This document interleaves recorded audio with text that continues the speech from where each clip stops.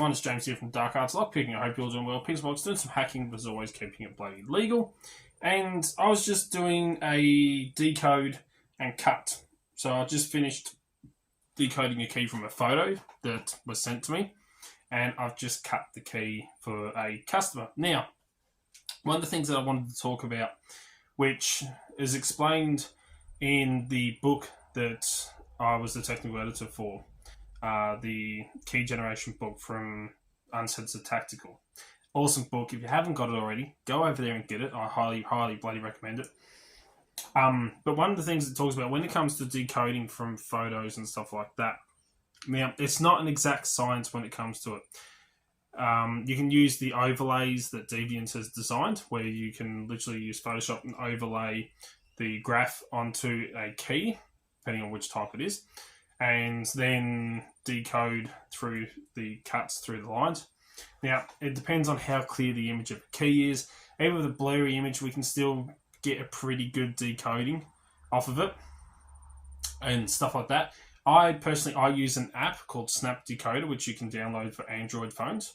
It also works in correlation with Instacode Live, which is one you have to pay for in a subscription. But if you type in a blind code for a key, such as, let's just say, for example, the CH751, that's not the cuts on the key, that's the blind code for it. It's the key that we all know. It will actually come up with what key blank it uses and what the cut depths are. So Snap Decoder is good because you can actually decode a key and then it'll come up and tell you what key that is actually for, kind of thing. If it's like a common or key kind of thing that's, used quite a bit. But one of the bits that people don't actually talk about, and I wanted to quickly discuss here, is it's not an exact science. So with the app that I use, sometimes it might be off. One of the cuts might be off. So when I measure, so what you do is you take a photo of the key as clear as you can. You then straighten up you crop the key and you then straighten it up on the app. You align the bottom, there's a red line that comes up, and you align that with the bottom of the key, and you adjust the key so it sits nice and flush. You then adjust the yellow dot on the shoulder of the key, so right up in the top section, trying to cover the code here, or the key, because I'll just cut this for a customer. Right up in the top shoulder of the key up here, you would mark that with the yellow dot, and then you put the blue line at the tip of the key. It then automatically in the next stage, measures out all of the code, measures out all the depths. So you then adjust up and down on each one to make sure they kind of sit in the trough of the key, the deepest part of the cut in the key. And depending on which angle the key's kind of taking a photo of, it might look a little bit higher than it is or a little bit lower. Don't forget, there's not a whole lot between cuts. Really, there's not a whole lot between cuts. So when you look at it, you're kind of adjusting the depths. It might be off. So let's just say, for an example, the key code would be, let's just say, for example, all twos, right? So we've got 2, 2, 2, 2, 2. But it might actually be 3, 2, 2, 2. But you might not see it because of the angle that the photo was kind of taken from. So it's a little bit off. It's not an exact science. So usually when we train people on using the app and when we run the class and they actually learn how to decode a key from a photo, and we do both. We go through the app and we also show them the overlays on the computer screen. So we'll actually put the overlay over the top of the key and they will decode it from that.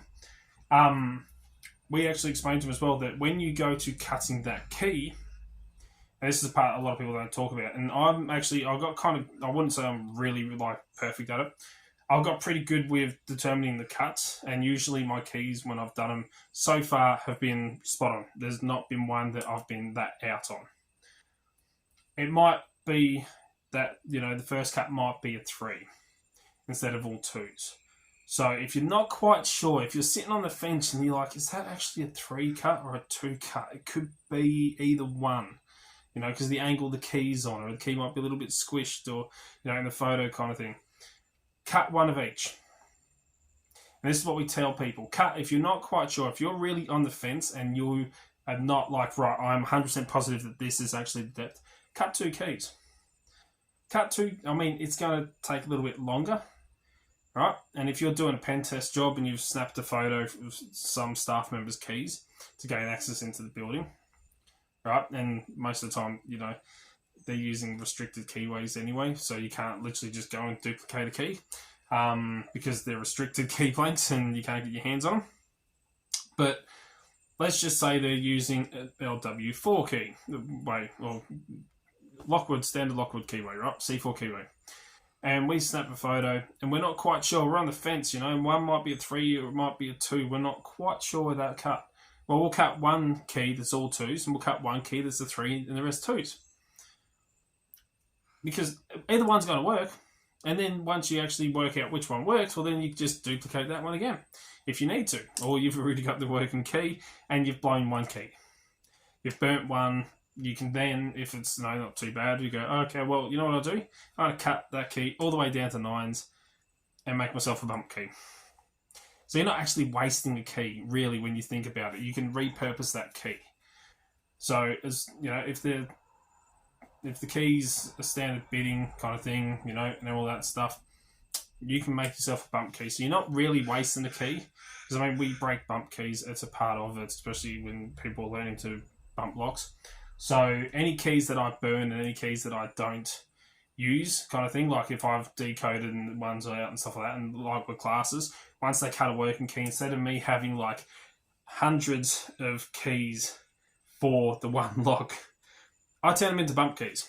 So I'm not wasting on recycling.